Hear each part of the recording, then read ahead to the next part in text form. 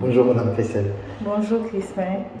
Vous vous appelez Christelle? Oui, Christelle. Christelle Ouedraogo. Oui, Christelle Ouedraogo. Et vous venez de Burkina Faso. Oui, je viens du Burkina Faso. Et comment vous vous retrouvez ici, Madame Christelle, à l'Institut des hautes études européennes? Vraiment, je peux dire que c'est pas le fruit du hasard parce que lorsque j'ai participé à la première formation organisée par RCN Justice, c'était une formation qui a eu lieu en décembre sur 3 jours et c'était sur la justice transitionnelle. Alors ce thème m'a beaucoup interpellée parce que je travaille dans ce domaine et je me suis dit, ah voici une aubaine à saisir pour un peu essayer de trouver les solutions palliatives à la justice, au mode de règlement des conflits, et puis à la justice classique qu'on connaît, qui a beaucoup de limites, je dirais. Et donc, après cette formation de 3 jours, j'ai vu qu'il y avait un certificat qui était organisé et j'ai dit, ah, tiens, je saute sur l'occasion pour renforcer mes capacités vraiment dans le domaine de justice transitionnelle que je ne connaissais pas d'ailleurs. Et alors, voilà la raison de ma venue ici en Belgique au niveau de cet institut. Mais Madame Christelle, au Burkina Faso, vous vous occupez de quoi? Au Burkina Faso, je suis chargée de projet, je suis coordonnateur du projet de renforcement des moyens d'accès à la justice et de promotion de la cohésion sociale et de la paix. Et je travaille avec le CINESDA, c'est le Centre international d'études sociologiques et de droit appliqué. Et je dirais que ce projet est financé par RCN Justice et Démocratie. Et le projet n'est pas basé dans la capitale, à Ouaga, mais à Dédougou, à 300 km environ. Et je travaille beaucoup avec les communautés locales. On essaye de rapprocher la justice du justiciable et c'est le domaine de la justice de proximité. Et on essaye aussi de promouvoir les méthodes alternatives de règlement des conflits. Et je travaille aussi avec le tribunal de grande instance de Dédougou pour essayer d'appuyer le passif judiciaire, tant au niveau pénal que civil, parce qu'il y a beaucoup de dossiers qui sont dans leur tiroir, qui ne sortent pas, des prévenus qui sont au niveau de la prison. Depuis 2000, ils n'ont pas de nouvelles de leur dossier. Alors, tous ces dossiers, souvent prescrits, mais qui sont toujours là. Et donc, je travaille avec les magistrats pour essayer de sortir ces dossiers prescrits qui sont dans leur tiroir. Et puis, je fais aussi du renforcement de capacité avec les administrations, je dirais, déconcentrées et décentralisées. Et c'est-à-dire que vous faites une sorte vous organisez des chambres foraines? Oui, des audiences foraines. Des audiences Voilà, foraines. j'en ai organisé, foraines et extraordinaires. Les audiences extraordinaires, c'est lorsqu'on sort et on organise les audiences en dehors des jours d'audience ordinaire. Maintenant, les foraines, ça c'est délocalisé au niveau des justiciables. Donc, j'ai organisé au total au mois de mars à avril 7 audiences extraordinaires et 2 audiences foraines. Comment est le comportement, au fait, comment est prise le droit de la femme au Burkina? Je dirais qu'au niveau du Burkina, le droit de la femme est en chemin. C'est à la croisée des chemins parce que, bon, comme dans tous les autres pays africains, c'est pas la chose la mieux partagée.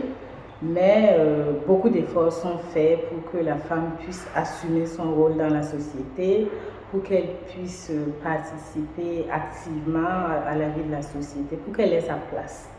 Et je dirais qu'au niveau même de la capitale, c'est un peu compliqué, à plus forte raison au niveau des communautés locales où il y a encore là le manque d'alphabétisation, les femmes ne sont pas instruites, donc elles sont en retrait, bon, elles s'occupent juste de la maison et des enfants. Et donc, je dirais que moi, je me bats au niveau local pour que les femmes puissent aussi s'intéresser à l'organisation de la société au niveau local. Au Burkina, on a ce qu'on appelle les conseillers villageois de développement. Et dans ces bureaux-là, il n'y a pas de femmes. Ce n'est que les hommes qui organisent. Quand il y a des conflits, c'est les hommes qui décident.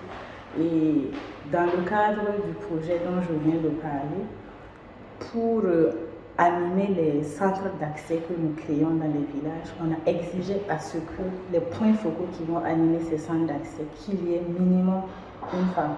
Parce qu'on a 3 points focaux et sur les 3, il faut qu'il y ait minimum une femme. Et j'ai été agréablement surprise de voir que dans certains villages, il y a 2 femmes, 3 femmes. Et donc, pour dire que les femmes commencent à s'assumer. L'excision de la femme, je vais dire, c'est un grand combat. C'est un grand combat, effectivement. Et maintenant, il y a une loi punitive, voilà, qui punit cet acte. C'est une infraction maintenant. Donc, on condamne les excuseuses, toutes celles qui ont participé à l'organisation de cet acte. On condamne aussi les parents qui ont souvent incité la jeune fille à cela. Donc je peux dire que maintenant, ça commence à se réduire parce qu'il y a beaucoup d'exciseuses, comme on dit, qui ont été emprisonnées et donc elles ont compris que c'est un acte à ne plus faire. Mais bon, quand même, il y en a encore au niveau des provinces reculées. Mais je dirais que ça s'est beaucoup tassé, hein. Ça s'est beaucoup tassé. Voilà. Madame, quels sont les défis que vous avez dans le cadre de votre travail? Les défis que j'ai dans le cadre de mon travail sont multiples et variés. Hein. Et je dirais que quand j'ai commencé en collaboration avec les magistrats du tribunal de grande instance de Dédougou, l'organisation des audiences foraines et extraordinaires, pour un peu appuyer le passif judiciaire et pénal, je me suis rendu compte que moi, je suis juriste de formation. On dit en droit que nul n'est censé ignorer la loi. Mais il faut d'abord comprendre la loi, il faut savoir ce qu'elle sait, ce que c'est, il faut comprendre les implications de la loi. Et je me suis rendu compte qu'en province, ce n'est pas le cas. Hein. Au niveau des populations locales, ce n'est pas le cas. D'abord, il y a un problème de langue, parce que le jugement est rendu en français et les populations locales ne parlent pas cette langue. Ils comprennent que leur langue, et bon, on a des interprètes qui ne sont pas initiés au droit, qui doivent traduire des termes juridiques. Par exemple, quand on dit que l'action publique est éteinte et qu'on ne peut plus poursuivre le prévenu, comment traduire ça dans nos langues locales sans d'abord comprendre en français ce que ça veut dire? Et j'ai eu plusieurs cas de viol sur mineurs et puis sur des femmes adultes, je dirais, qui étaient prescrits parce qu'au Burkina, le viol a été, je dirais quoi, décriminalisé, puisque avant ça se prescrivait en 10 ans, maintenant c'est 3 ans, donc c'est devenu infractionnel. Et il y a plein de dossiers de viol qui sont prescrits. Et quand la victime vient à la barre et que le procureur lui dit « Bon, madame, nous sommes désolés, la justice s'arrête là, elle ne peut plus poursuivre le prévenu parce que l'action est prescrite. » Et cette victime est désemparée, on ne comprend pas ce que ça veut dire. Et donc, le défi pour moi, c'est de vraiment rendre le droit accessible. C'est vraiment rendre la loi compréhensible dans nos langues locales pour ces populations qui ne comprennent pas ce que ça veut dire. Mais la loi s'impose à elles. C'est un peu comme la politique. Même si tu ne la fais pas, comme on dit, entre guillemets chez nous, tu ne fais pas la politique, mais elle te fait. Voilà. Donc la loi s'impose. Alors il faut développer des moyens de renforcement de l'accès à la justice pour que ces populations-là puissent comprendre ce que c'est que la loi. Et ça, c'est mon premier défi. Parce que j'étais vraiment attristée de voir que bon, ces pauvres dames, il n'y a pas de suivi psychologique après. Et on lui dit qu'au pénal, c'est fini, mais elle peut se poursuivre, elle peut continuer l'action civile. Mais au civil, c'est des dommages et intérêts. Elle a l'impression que bon, la justice ne lui a pas rendu justice, quoi. Voilà, et c'est un petit village, après elle va croiser le coupable, et je trouve que bon, ça sera des relations difficiles. Et donc il faut que la justice pense que bon, après le verdict, après les jugements, il faut qu'elle vise la paix sociale. Et moi, je pense que c'est ça le plus important. C'est pas juste le droit, la loi, appliquer la loi, mais c'est des individus, on applique la loi à des individus. Et ces individus sont appelés à vivre ensemble avec. Donc, il faut souvent penser à ça. Et c'est en ça que je m'intéresse au processus de justice transitionnelle. Je sais que ce n'est pas le miracle, mais bon, ça peut pallier un peu les défis de la justice moderne. Vous pensez que la justice transitionnelle, donc vis-à-vis des cas de viol, peut aussi être applicable? Elle peut être applicable et je pense au niveau du volet réparation, voilà, du volet réparation et aussi au niveau, avec la justice transitionnelle, on donne la voix aux victimes, on écoute les victimes. Ce n'est pas le cas au niveau de la justice classique. Voilà, la victime a droit à la parole, elle se sent écoutée et bon, on s'intéresse à elle. Alors qu'au niveau de la justice classique, ce n'est pas le cas. La victime est là, qu'est-ce qui s'est passé? Elle explique si c'est une infraction prévue, bon, la loi s'applique.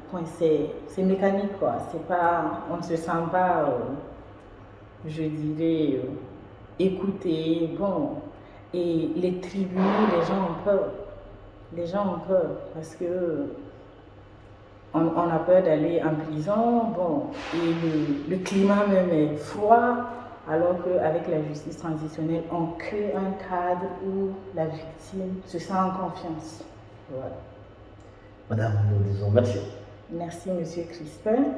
Et je dirais que je suis ravie d'avoir fait votre connaissance physique lors de ce cours de justice transitionnelle parce qu'on se connaissait online. Maintenant, on se connaît physiquement et c'est très bien. Merci. Merci.